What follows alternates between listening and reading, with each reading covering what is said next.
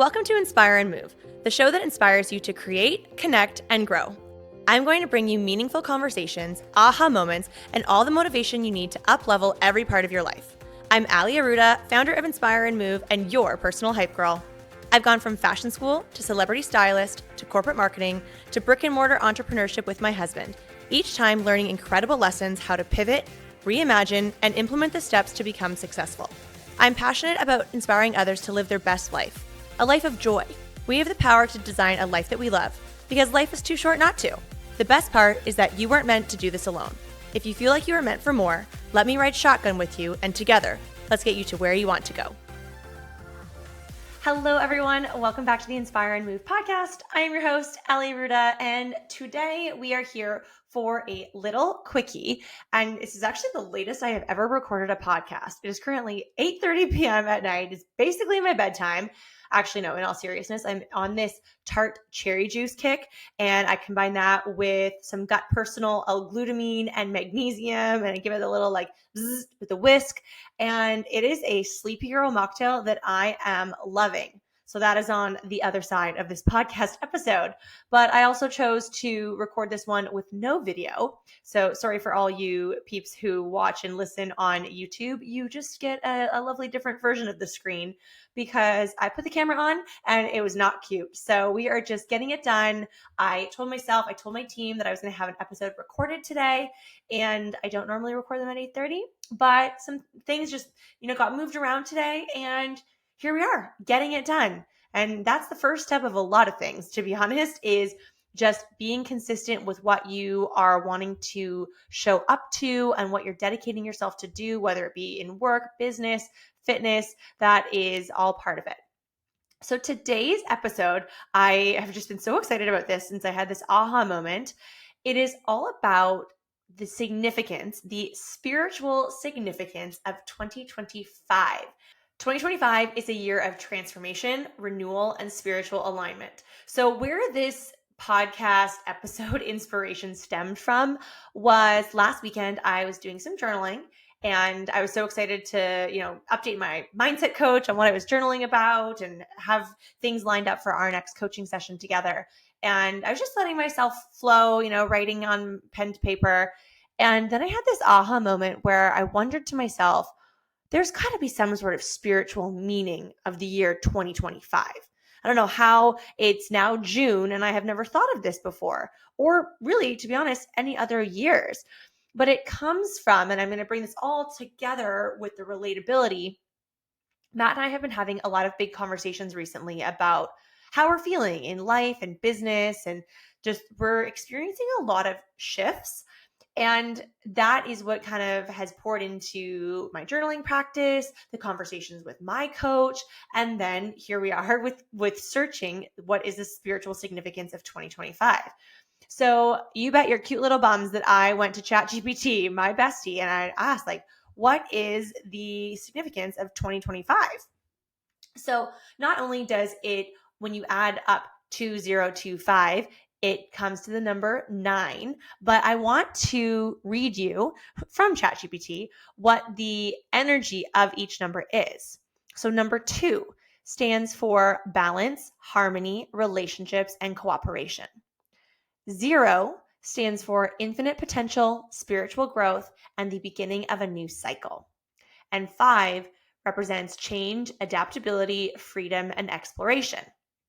So when you add the 2025 all together, that comes to 9, and a number 9 associated with completion, reflection, humanitarianism, and the culmination of cycles. And I'm going to keep going here because it was fascinating to me. What this means for 2025. It's a year of letting go of what no longer serves you, embracing transformation, and stepping into your purpose with clarity and compassion. How wild. So I don't know if you guys are listening to this. There's probably some of you that are like, oh my gosh, yes, tell me more. And some of you maybe have hit pause and you've gone to go listen to Alex Hermosi or something like that with a very different energy and direction. But I was really fascinated about this. And so I wanted to dive deeper into this because it really hit for me based off of what I was journaling on, based off of what I was feeling, based off of the conversations that Matt and I are having, and some of the things that we're experiencing.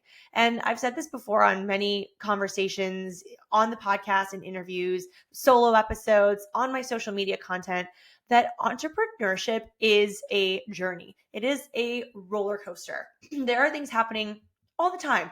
You have high highs, you have low lows, and there's a whole bunch of other levels in the middle.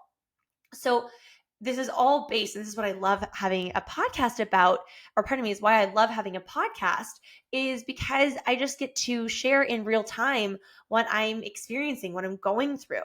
And I want to bring you guys along for the ride. So let's dive into spiritual themes for 2025, because we learned from our friend Chat that it is a year of transformation and stepping into your purpose and reflecting on opportunities where you can grow and how you can ultimately step into your highest potential. So this all resonated for me. And Matt and I have also said to each other recently that this almost feels like a transition year. Like we're building.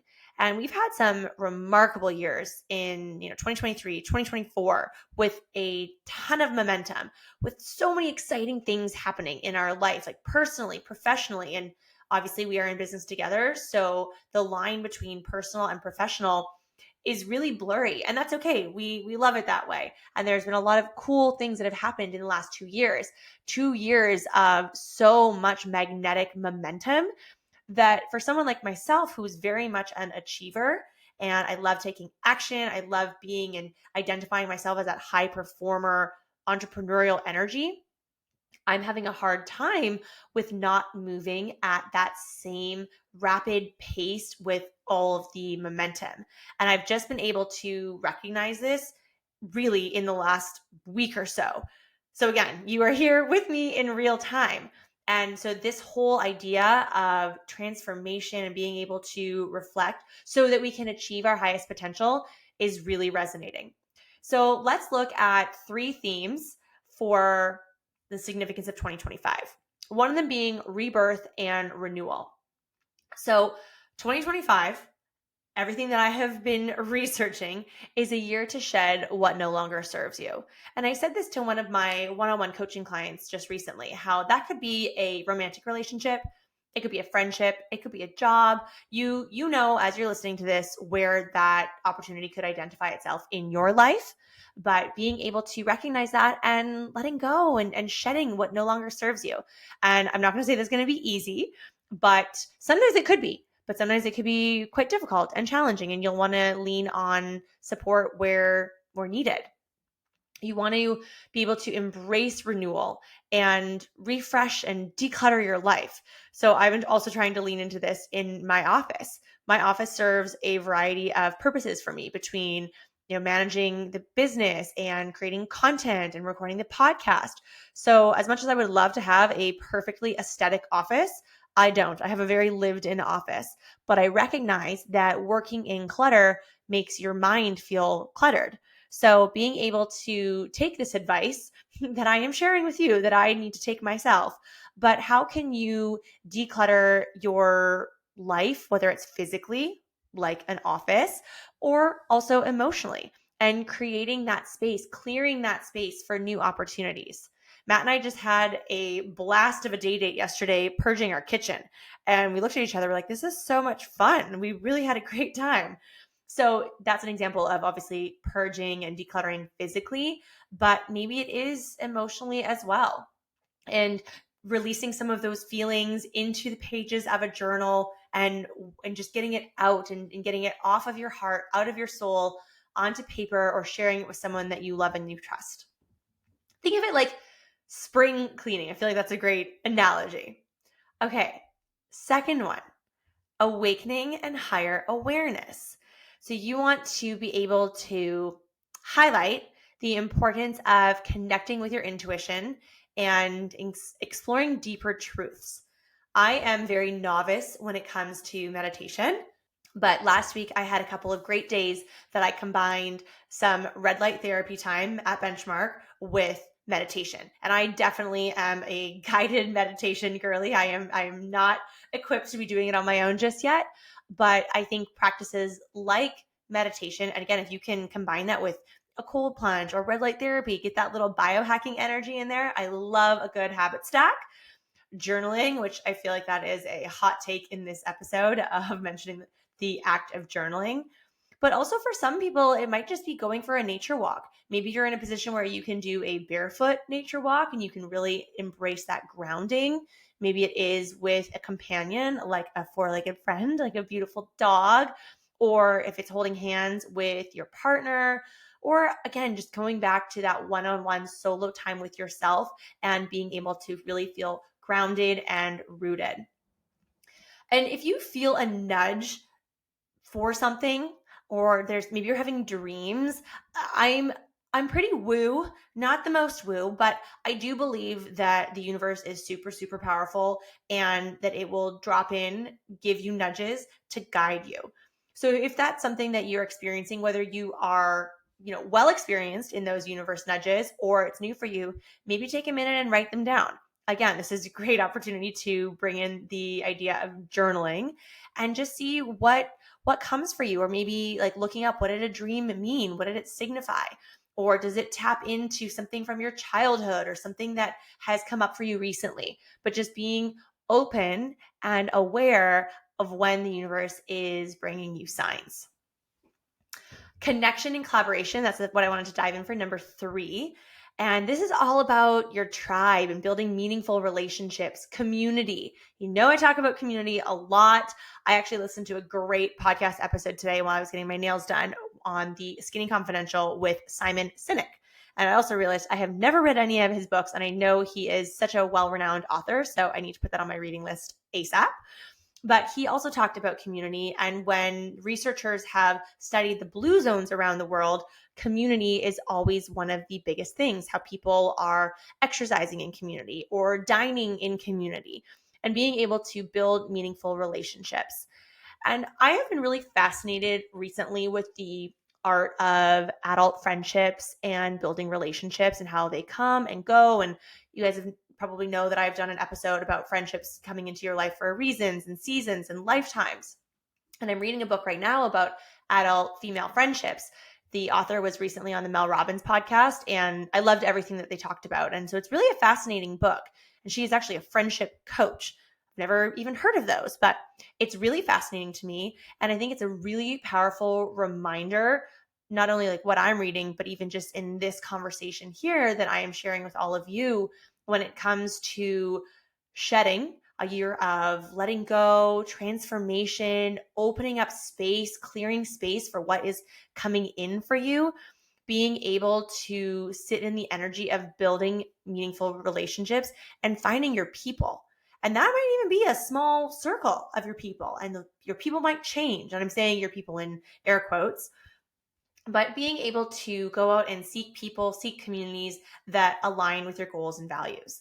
And I will use Benchmark Fitness as a great example here. It's the gym that Matt and I have co-founded together. We've just turned 6. One of our number 1 brand pillars is community.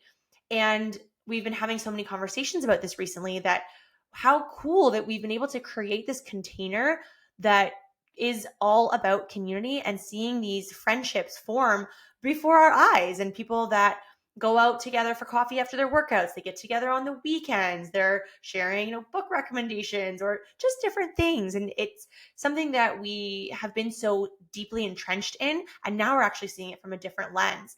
So that's a, little example for you guys, but maybe you are someone that has worked out at home for 8 years and now you feel ready to expand your horizons and go find a gym or a studio that feels aligned, and being able to pour into community and fill that cup, fill that little community cup of yours, because it is so important.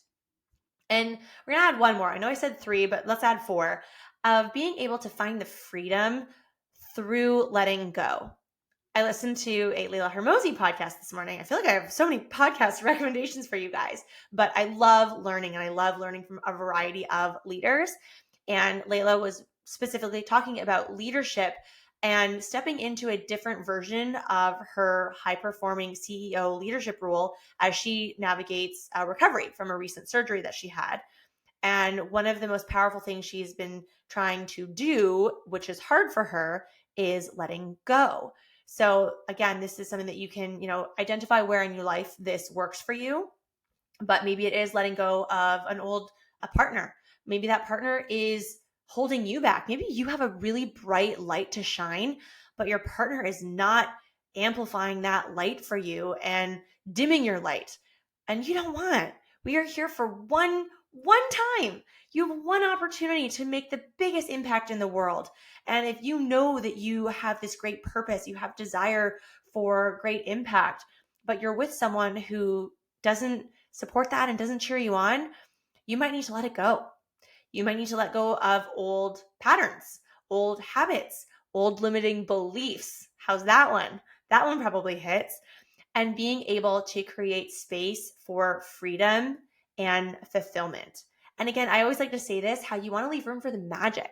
We already talked about decluttering your space, whether it's physically or emotionally, mentally. I think journaling is great for that, being able to clear that space mentally and emotionally. Bonus if it's done, if you're writing in a really tidy space that's not cluttered at all, then you're coming from all angles. But being able to just create this space for the universe to work its magic. So maybe it's something like making a cup of your favorite tea, lighting a favorite candle, and creating a cozy, sacred space that you can either just sit and be with your thoughts. Maybe you just sit and do some breath work. Maybe you meditate on your own, or you lean into a guided meditation, or wait for it, you journal. So just think of it as, or here's maybe a better way to rephrase this reminder of letting go doesn't mean loss. It's about creating space for something even better. I'm going to say that again. Letting go doesn't mean loss. It's about creating space for something even better. And I'm just going to say more so about the, letting go doesn't mean loss. Think of it as even like when you lose someone that you love. So you probably all know that I lost my dad a couple of years ago, and it is one of my greatest life traumas. It makes me so sad. And that was like severe heartache and severe heartbreak. And eventually you do have to let go so that the person's soul, so in this case, my dad, his soul can go be at rest. But it doesn't mean that I've lost him forever. He was always in my mind. I think about him all the time. I look at his photo all the time. I'll have dreams about him that I love the significance of it. So even if it is a person that has either passed on physically or someone that you have let go, that maybe it is a partner, like a romantic partner that you've just recently let go of, or if it is a friendship or a acquaintance relationship, letting go doesn't mean loss, but you want to create space for something even better. So if you have that partner that is dimming your light and you let go, and yes, it will be hard, but you can do hard things. But now you've created space for something new and even better to come in. Imagine that. You have to be ready. You have to prepare yourself, prepare your space, your energy to let that magic come in.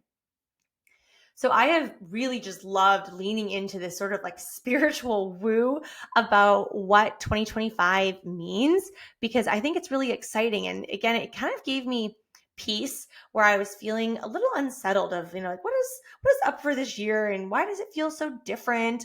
I know you could probably also go down this whole astrological route, but I really found a lot of peace in understanding the significance of the numbers and what it as a whole, when you look at number 9, what that means and how 2025 could be a transformative year for you. Bringing, and me too, I'm here for it. Like I want it for you, I want it for me, but just bringing in opportunities to reflect, to grow. And again, coming back to the idea of stepping into your highest potential. Because I don't know about you, but I am all over that. I always want to be learning and growing and being the best version of myself year over year. And that does come with challenges. And Matt and I were just having a conversation outside before I came in to hit record that there's some things happening in my life and business and initiatives that I have going that I said to him, I was like, is this happening like for me? Is this a sign? Like, how do I lean into this? How do I navigate this? So I figured, well, I'll just come and record a podcast for all of you. And then we'll go from, there on next steps. But I am just sending you all so much love. If you feel if this episode feels like really resonated, shoot me a DM. I would love to connect. I would love to celebrate you and support you in the transition season that you might also be in. And just I'm sending you so much love. I'm like thinking as I'm speaking, and it's not translating properly, but I was so interested in this, and I think it is really exciting to see what moves are in the future for us in the very near future. And I'm sending you all so much love and light and strength for what it is and that you're creating or letting go of. And just remember to always leave room for the universe to work its magic. So sending you so much love, so much gratitude. Thank you all for being here, and we will see you again soon. Thank you so much for listening. If you loved this episode, it would mean so much to me if you took a few seconds and shared this on social media, sent it to a friend, or left a 5-star review. There is power in community, and I'm so grateful to have you part of mine.